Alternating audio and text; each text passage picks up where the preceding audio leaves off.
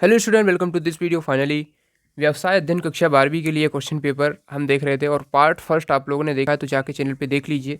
ठीक है, अब आगे की जो प्रश्न है वो इस वीडियो में हम सॉल्व करेंगे, क्योंकि मैंने इससे पिछले वीडियो में आपको 1 से 5 तक के वस्तुनिष्ठ प्रश्न जो 32 अंक के पूरे कंप्लीट करवा दिए हैं। अब हमें 6 से लेकर 23 तक के सभी प्रश्न देखने हैं। सभी प्रश्न देखेंगे, विथ आंसर देखेंगे। तो चलिए शुरू करते हैं, और मैं आपसे रिक्वेस्ट यही करूंगा कि आप लोग वो जरूर देखें जो पार्ट फर्स्ट मैंने बना रखा है। चैनल की प्लेलिस्ट पे जाके देख सकते हैं, या फिर लिंक डिस्क्रिप्शन में है, उसके थ्रू भी देख सकते हैं। टेलीग्राम चैनल को ज्वाइन कर लेना, वहाँ पर भी इसका लिंक मिल जाएगा। तो चलिए देख सकते हैं, यहाँ पर सही विकल्प चुनकर लिखिए। 6 अंक के सही विकल्प हैं, तो इन सबको मैं आपको दिखा देता हूँ। इनके आंसर मैंने पार्ट फर्स्ट में बता दिए हैं, तो आप वहाँ से देख सकते हैं, क्योंकि फिर से बताऊँगा तो फिर वही हो जाएगा, वीडियो बहुत लंबा। ठीक है, तो इसलिए मैं केवल अभी दिखा देता हूँ, तो आप आंसर पार्ट फर्स्ट देख लेना, उसमें मैंने बता दिए। ठीक है, तो ये अब देख लीजिए, ये रिक्त स्थान हो जाएंगे आपके यहाँ से, ये सही जोड़ी हो जाएंगी आपकी यहाँ से। ठीक है, यहाँ तक हो गई सही जोड़ी। अब देखिए यहाँ से सत्य सत्य के प्रश्न है। ठीक है, सत्य सत्य हो जाएंगे, और उसके बाद यहाँ पर देखिए एक शब्द या वाक्य में उत्तर। ठीक है, ये 6 हैं और ये 7 हैं, एक शब्द या वाक्य में उत्तर, तो ये 7 हो जाएंगे यहाँ तक। ठीक है, वीडियो शुरू करने से पहले आप सभी को नए साल की ढेर सारी शुभकामनाएं। ये नया साल आपके सभी सपनों को पूरा करे, बस मेरी ईश्वर से यही प्रार्थना है। तो चलिए अब देखते हैं हम प्रश्न क्रमांक 6 से आगे के प्रश्न। तो देख लीजिए, प्रश्न 6 है यहाँ पर, प्रबंध की एक परिभाषा दीजिए, समन्वय का अर्थ लिखिए। ठीक है, तो चलिए इसका आंसर हम देख लेते हैं प्रश्न क्रमांक 6 का। तो देख लीजिए, प्रबंध की एक परिभाषा, प्रबंध की एक परिभाषा यहाँ से हो जाएगी। ठीक है, और समन्वय का अर्थ यहाँ से हो जाएगा। ठीक है, स्क्रीनशॉट आप कर सकते हैं, डायरेक्ट मैं आपको आंसर दिखाते चलता हूँ, स्क्रीनशॉट आप करते जाएंगे। ठीक है, तो इतना आपका हो जाएगा समन्वय का अर्थ। ठीक है, अगला प्रश्न है, पेशे की 2 विशेषताएं लिखिए, 2 नंबर का ही है, अथवा में है इसके, सिनर्जी प्रभाव क्या है। ठीक है, तो इसका आंसर देख सकते हैं, पेशे की 2 विशेषताएं आपकी ये हो जाएंगी, पेशे की 2 विशेषताएं। ठीक है, ये पेशे की 2 विशेषताएं हो जाएंगी, नंबर 1, नंबर 2। सिनर्जी प्रभाव क्या है, तो देख सकते हैं, सिनर्जी प्रभाव 2 या 2 से अधिक संगठनों के परस्पर सहयोग से उत्पन्न संयुक्त या तालमेल वाले प्रभावी को, मतलब प्रभाव को सिनर्जी प्रभाव कहते हैं। ठीक है, तो इस प्रकार से इसका आंसर आप कर सकते हैं। अगला प्रश्न हम देखते हैं, प्रश्न क्रमांक देखिए 8। अब देख लीजिए प्रश्न क्रमांक 8 क्या है। ठीक है, यहाँ से प्रश्न क्रमांक 8 है, व्यावसायिक पर्यावरण को परिभाषित करना है और आर्थिक पर्यावरण के कोई 2 घटक के नाम लिखना है। ठीक है, तो व्यावसायिक पर्यावरण देख लेते हैं, प्रश्न क्रमांक 8 है हमारा।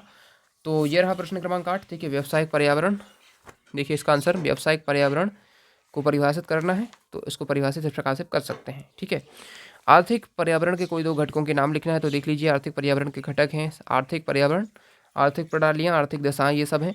सामाजिक वातावरण, ठीक है, रीति रिवाज, फैशन, शिक्षा, इस तरह आदि। ठीक है, ये सब हो जाएंगे इसके घटक। ठीक है, तो ये हो जाएंगे। ठीक है, दोनों ही रहेंगे इसमें। ठीक है, अगला है, सामाजिक पर्यावरण के किन्हीं 2 पहलुओं के नाम लिखिए। तो प्रश्न क्रमांक 9 का आंसर देखते हैं।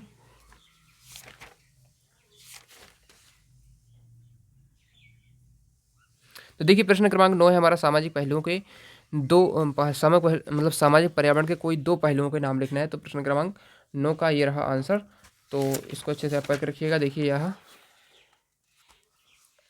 सामाजिक पर्यावरण के किन्हीं 2 पहलुओं के नाम, परंपराएं और जनसंख्या। ठीक है, अथवा वाला है, व्यवसायिक पर्यावरण की कोई 2 विशेषताएं लिखना है, तो देखिए 2 विशेषताएं यहाँ से हो जाएंगी। ठीक है, व्यवसायिक पर्यावरण की विशेषताएं।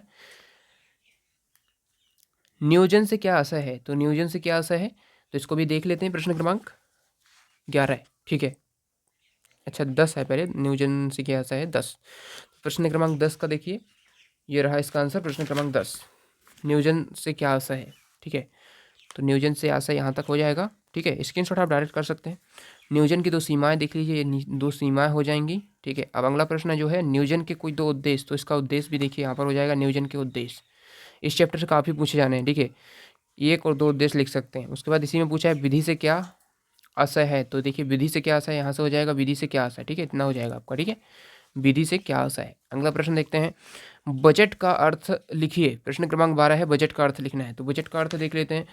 बजट का अर्थ यहाँ से देख लीजिए, बजट एक योजना की भांति अनुमानित परिणामों का विवरण है जो आंकड़ों में अभिव्यक्त होता है। ठीक है, इसको पूरा समझा सकते हैं यहाँ तक। ठीक है, बजट का अर्थ। उसके बाद अगला पूछा है इसमें, अथवा में नीतियाँ क्या होती हैं, तो नीतियाँ क्या होती हैं, नीतियाँ क्या होती हैं, तो देख लीजिए इसका आंसर यहाँ से आपको मिल जाएगा, नीतियाँ क्या होती हैं। तो देख लीजिए नीति का अर्थ क्या होता है।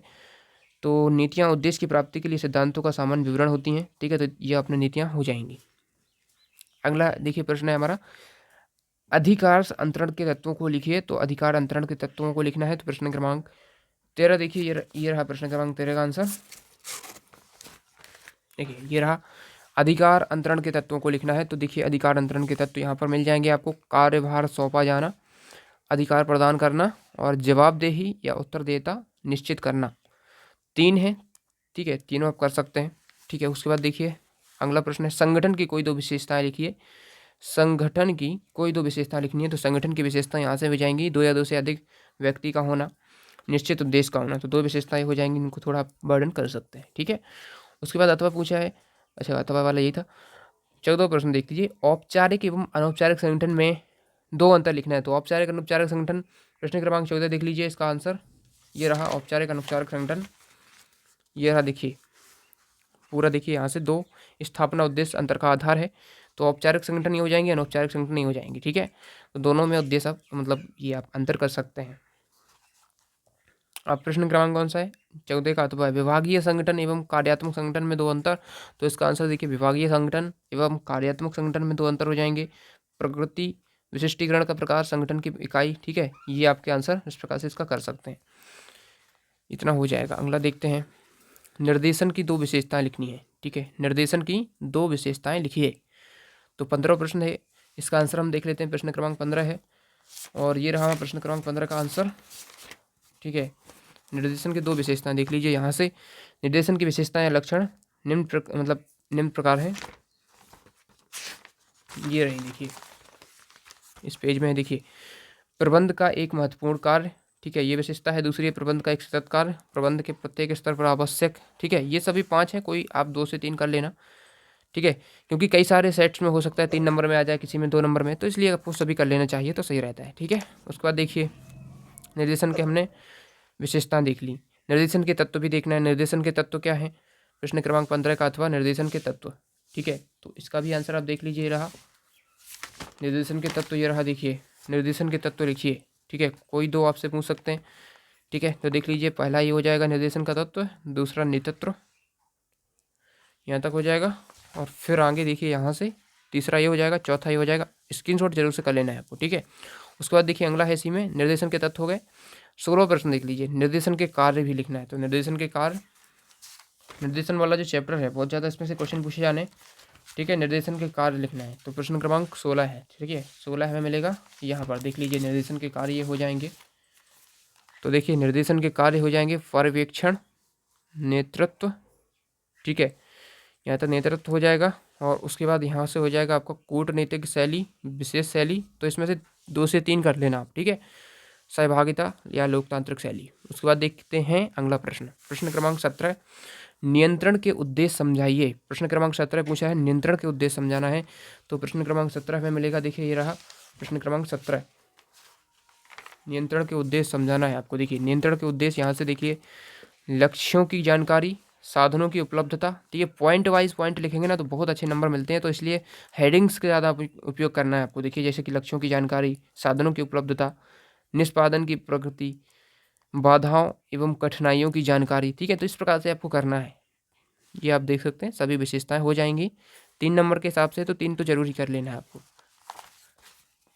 नियंत्रण की सीमाओं की विवेचना भी करना। तो नियंत्रण की सीमा भी देखिए है, नियंत्रण की सीमा निम्न है। पहला है, बाहरी परिस्थितियों पर नियंत्रण संभव नहीं, व्यक्तिगत उत्तरदायित्वों का निर्धारण कठिन है, नियंत्रण लागत की समस्या और प्रमापों के निर्धारण में कठिनाई, ठीक है। तो इसमें 4 दिए हैं, 3 जरूर कर लेना। अगला देखते हैं, वित्तीय नियोजन की विशेषता लिखिए, कार्यशील पूंजी की विशेषता लिखिए। तो प्रश्न क्रमांक 18 है, प्रश्न क्रमांक 18 देख लीजिए, हमका इसका आंसर हम देख लेते हैं। 18 मिल जाएगा, ये रहा वित्तीय नियोजन की विशेषता, ठीक है। तो पहला विशेषता है सरलता, ठीक है, सरलता है इसकी पहली विशेषता, यहाँ तक हो जाएगी। उसके बाद आगे देख सकते हैं, दूरदर्शिता, तरलता, लोचशीलता, ये सभी विशेषताएं हो जाती हैं, ठीक है। अब इसमें साथ ही पूछा है कार्यशील पूंजी। तो कार्यशील पूंजी की विशेषताएं 1 2 3, ये पूंजी की विशेषताएं यहाँ पर हो जाएंगी, ठीक है, ठीक है। और लिखना चाहे तो और लिख देना, वैसे 4 नंबर के हिसाब से यदि पूछे तो इसमें भी लिख देना। 6 इसमें विशेषताएं देख लीजिए, ठीक है। अगला देखते हैं, सेबी की स्थापना क्यों की गई, इसके कार्यों का वर्णन करिए, मतलब विकास कार्यों का उल्लेख करिए। ठीक है, 3 नंबर का है। तो 19वां प्रश्न देख लीजिए, इसका आंसर हम देख लेते हैं। ये है 19वां का आंसर, सेबी। सेबी की स्थापना क्यों करेंगे, तो देख लीजिए सेबी की स्थापना क्यों करेंगे, इसका इस प्रकार से इसकी उपयोगिता देख सकते हैं।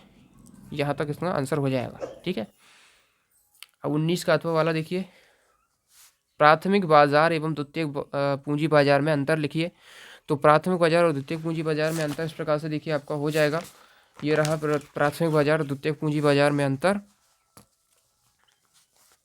यहाँ से देख लीजिए, ये 1 2 3 4, आप 4 तो करना ही है, क्योंकि 4 नंबर का है तो 4 तो करना ही रहेगा। तो इसमें से जो भी आपको सरल लगे या अच्छे लगें कर लेना। ठीक है, 6 दिए गए हैं, कोई 4 तो आप जरूर कर लेना। ठीक है, तो इतने हो जाएंगे आपके। अब देखते हैं अगला प्रश्न, नियोजन निर्णय को किस तरह सरल बनाता है।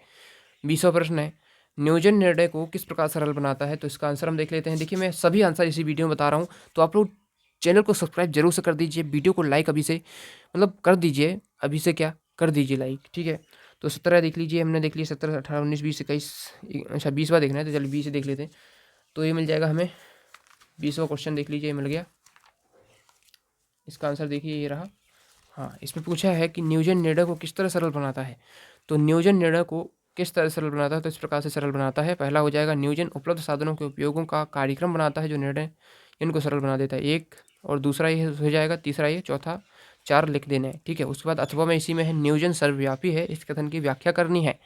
तो इसी में देखिए, नियोजन सर्वव्यापी है, इस कथन की व्याख्या यहाँ से आप करेंगे। ठीक है, इतना हो जाएगा आवश्यकता तक, और फिर आगे भी करना है इसमें थोड़ा, तो यहाँ तक आपको टोटल हो जाएगा आंसर। ठीक है, अब देखिए, नियमों तथा नीतियों में अंतर लिखिए। ठीक है, नियमों और नीतियों में अंतर, 21वां प्रश्न हमें 19 नंबर पेज पर देखिए, ये रहा।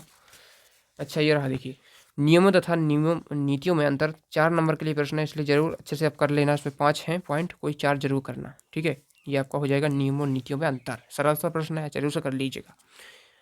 उसके बाद इसमें नियोजन का महत्व भी पूछा है, समझाइए, 4 नंबर में ही है। तो 21 का अथवा वाला भी देख लेते हैं, नियोजन का। ठीक है, ये इसका अथवा वाला हो जाएगा, इसका महत्व देख लीजिए, यहाँ से हो जाएगा। लागत में कमी, उद्देश्यों में लक्ष्यों की ओर ध्यान केंद्रण। ठीक है, और साथ ही ये एकता एवं समन्वय की स्थापना। तो इतना आप कर सकते हैं, और भी लिख लें एक दो हेडिंग, तो और अच्छा रहेगा। ठीक है, ये रहा चौथी हेडिंग, प्रभावपूर्ण संगठन। ठीक है, तो इतना हो जाएगा आपका। ठीक है, अब देखिए, भर्ती और चयन प्रक्रिया एक दूसरे से किस प्रकार भिन्न है। ठीक है, भिन्न है, तो 4 नंबर का है। अथवा में कर्मचारियों के चयन की प्रक्रिया की व्याख्या करना है, तो दोनों ही देख लेते हैं। प्रश्न क्रमांक 22 के, तो 22 का मिल जाएगा। देखिए, ये रहा आंसर। देखिए, ये रहा इसका, भर्ती और चयन प्रक्रिया कैसे भिन्न है एक दूसरे से, तो इस प्रकार से भिन्न है, अर्थ, उद्देश्य, क्रिया, ठीक है, और संख्या और स्रोत, इन सब के आधार पर ये सभी भिन्न है। तो इस प्रकार से देख लीजिए, 5 है, इसमें कोई 4 जरूर से कर लेना आप, क्योंकि 4 नंबर में ही पूछेगा। ठीक है ना, हो गया। कर्मचारियों के चयन की प्रक्रिया ये समझानी है आपको, इसका व्याख्या करना है। तो देख लीजिए, कर्मचारियों के चयन की व्याख्या यहाँ से हो जाएगी। आवेदन प्राप्त करना पहला चरण होता है, आवेदन पत्रों की जांच करना, चयन पर परीक्षा होती है फिर। ठीक है, ये सभी जनरली सभी प्रकार से होता है जो चयन प्रक्रिया होती हैं, उसमें साक्षात्कार, फिर संदर्भ परीक्षण, फिर स्वास्थ्य परीक्षण, फिर विभागाध्यक्ष की स्वीकृति, फिर कार्य पर नियुक्ति। ठीक है, इस सभी, ये तो पूरी ही लिखने होंगे, इसमें ऐसा नहीं है, इसमें 8 के 8 आपको हेडिंग लिखनी होंगी, क्योंकि पूरी ही चयन प्रक्रिया आपको पूछा है। ठीक है, तो ये हो जाएगा। अब देखिए, लास्ट प्रश्न 23वां प्रश्न है, जो कि भी 4 नंबर का है। वैज्ञानिक प्रबंध के लाभ या गुण लिखना है। तो देखिए, इसका आंसर आपका ये रहा, वैज्ञानिक प्रबंध के गुण या लाभ क्या है। तो देख लीजिए, ये रहा वैज्ञानिक प्रबंध के गुण या लाभ। उत्पादकता में वृद्धि, समय की बचत होती है, लाभ में वृद्धि होती है, जीवन स्तर में भी वृद्धि होती है। तो ये 4 मतलब 4 पॉइंट आप लिख लेंगे। ठीक है, इसके लाभ हैं या इसके गुण हैं। वैज्ञानिक प्रबंध का अर्थ एवं इसकी 2 विशेषताएं लिखनी है। तो वैज्ञानिक प्रबंध का अर्थ, इसकी 2 विशेषताएं देखिए, वैज्ञानिक प्रबंध से आशय हो जाएगा यहाँ तक, उसके लक्षण विशेषताएं भी लिखनी है। तो पहला ये हो जाएगा, दूसरा ये विशेषता हो जाएगी, और लास्ट में आपका यहाँ तक हो जाएगा। तो फाइनली हमने पूरा देख लिया है पेपर। तो एक बार और आपको नए वर्ष के ढेर सारे शुभकामनाएं, और चैनल को सब्सक्राइब जरूर करना। साथ ही अगले पेपर के लिए आप कमेंट कर दीजिए जिस विषय का चाहिए। तो चलिए, मिलते हैं नेक्स्ट वीडियो में। टेलीग्राम को ज्वाइन कर लेना, साथ ही इंस्टाग्राम पे फॉलो करना मत भूलिए। Thanks for watching. इसके PDF के लिए आप वेबसाइट पे जा सकते हैं।